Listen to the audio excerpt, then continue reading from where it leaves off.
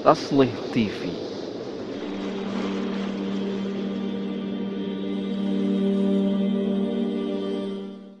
Seperti antum tahu bahwa Rasul wafat tahun 11. Negara terakhir dipimpin oleh sahabat dimulai dari Abu Bakar, sahabat memimpin setelah Nabi. Sahabat yang terakhir memimpin siapa? Muawiyah radhiyallahu anhu.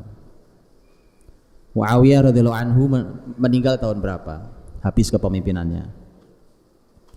Kalau Abu Bakar tahun 11 mulai naik, Muawiyah mengakhiri kepemimpinan mulia beliau tahun 60 Hijriah. Itu masa pemimpin tertingginya sahabat. Tentu sahabat masih hidup setelah itu, tapi bukan lagi sebagai pemimpin tertinggi, bukan lagi sebagai khalifah. Setelah itu maka sudah berakhir pimpinan sahabat. Walaupun sahabat masih ada yang hidup bahkan sampai sekitar tahun 109 Hijriah. Yang terakhir meninggal. Nah, saudariku dirahmati Allah. Dari masa Abu Bakar sampai Muawiyah radhiyallahu anhu majma'in. Anda bisa bayangkan wilayah bimbingan para sahabat. Itu kalau Jazirah Arab itu peninggalan Nabi. Nabi wafat, Jazirah Arab sudah masuk Islam. Walaupun murtad kembali tapi dikembalikan lagi oleh Abu Bakar. Begitu masuk wilayah Umar mulai perluasan. Persia, wilayah Irak dan sekelilingnya sudah diambil alih muslimin. Wilayah Romawi Timur, sebagian wilayah Romawi Timur yaitu wilayah Syam. Dari 4 negara hari ini, Suriah, Palestina, Yordania dan Lebanon sudah di tangan muslimin. Dari situlah, dari Palestina itulah maka masuk nyebrang ke Mesir, dan Mesir pintu gerbang Afrika. Masuk ke Mesir terus ke arah barat. Di masa Umar berhenti di Libya. Begitu seterusnya. Zaman Utsman melebar lagi, lebih luas lagi, meluas lagi.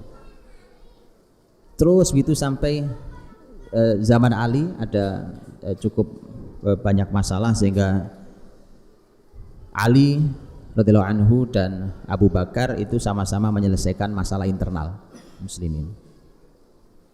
Tapi setelah itu terjadi lagi kenyamanan, ketentraman luar biasa.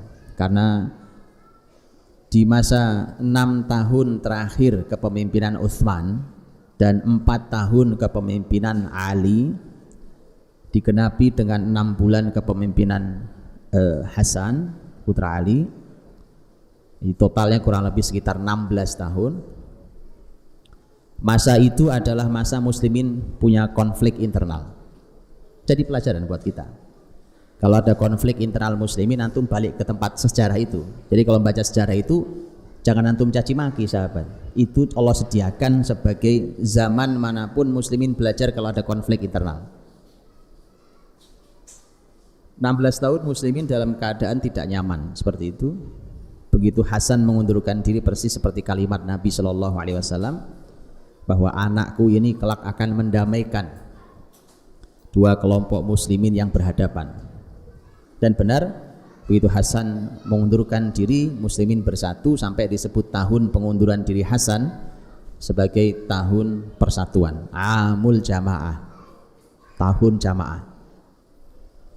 Dan setelah itulah maka naik Muawiyah radhiyallahu anhu.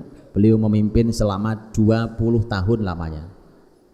20 tahun itu masa kepemimpinan yang kembali menjadi nyaman luar biasa. 20 tahun, kuat luar biasa. Muslimin bergerak seleluasa di zaman Umar dan Utsman. Singkat kata bahwa wilayahnya seluas itu sudah masuk sampai ke Asia. Wilayah seluas itu dikawal oleh 2000 pemimpin yang semuanya adalah sahabat Nabi Sallallahu Alaihi Wasallam. Kemudian dari 2000 itu, dari sahabat 2000-nya pemimpin, mereka dikawal oleh para ahli ilmu. Ahli ilmu di kalangan para sahabat yang mencapai derajat ijtihad menurut hitungan terbanyak adalah hitungan Imam Nasai rahimahullah ta'ala, jumlahnya hanya 21 orang. Antum pasti akan bertanya, lu kok sahabat ternyata nggak banyak ahli ilmunya? Jangan salah paham. Definisi ahli ilmu di kepala kita dengan ahli ilmu di kepala sahabat beda, Pak. Hari ini antum, kita ini bisa mendefinisikan orang nggak jelas ilmunya disebut ahli ilmu. Baru baca 1-2 kitab ahli ilmu. Saya nggak bicara 1-2 ayat, 1-2 kitab bahkan disebut ahli ilmu. Memang keterlaluan zaman ini, Pak. Jangankan yang baca 1-2 kitab, wong yang baru ngaji saja sudah berfatwa. Ya salam, berani sekali dia masuk neraka, berani sekali. Itu nggak boleh, ahi. Hebat sekali antum, hebat sekali. Asal ada broadcast masuk, langsung sebarkan, jangan berhenti di antum. Subhanallah, antum sudah analisa isinya, yakin itu ilmunya sesuai dengan Islam. Itu, Pak. Jadi jangan berpikirnya dengan definisi kita hari ini. Kalau sahabat itu, Pak, orang dengan ilmu sangat tinggi saja ditanya nggak mau jawab, saking takutnya.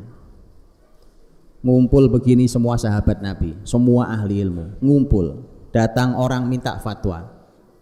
Orang datang minta fatwa itu tahu bahwa kalau urusan ini saya nanya ke siapa. Datanglah ke salah satu sahabat yang dia tahu. Wahai sahabat Rasulullah, kalau begini menurut Anda bagaimana? Padahal dia ahlinya, dia bilang, wah kalau ini coba Anda tanya sebelah saya, ini lebih paham. Sebelahnya tentu tahu, mau dia aja nggak mau jawab apalagi saya. Padahal semua ahli ilmu, muter itu 1, 2, 3 balik ke dia lagi. Orang hati-hatinya begitu, Pak. Itu orang dengan ilmu tertinggi yang ada, orang-orang itu. Gak usah cuma ngomongin hafal Quran, hafal hadis, gak usah itu sudah nggak usah dibicarakan. Kalau itu sudah otomatis, karena namanya ilmu bukan sebatas orang menghafal Quran belum tentu tahu isi Qurannya, menghafal hadis juga demikian. Kenapa? Karena ilmu itu punya perangkat, Pak. Ada sekian banyak ilmu alat perangkat untuk menganalisa Quran hadis, itu ada sekian ilmunya. Ya, sahabat yang disebut oleh Imam An-Nasai rahimahullah ta'ala, ahli ilmu yang berjumlah 21 itu level tertinggi, sekelas Zaid bin Thabit, sekelas Abdullah bin Abbas, sekelas Abdullah bin Mas'ud, sekelas Umar bin Khattab, orang-orang dengan derajat ilmu yang mencapai titik ijtihad. Para ahli ilmu mengatakan bahwa untuk zaman-zaman seperti kita hari ini, orang yang benar sampai di derajat mujtahid mutlak itu nyaris nggak ada sedunia ini, Pak.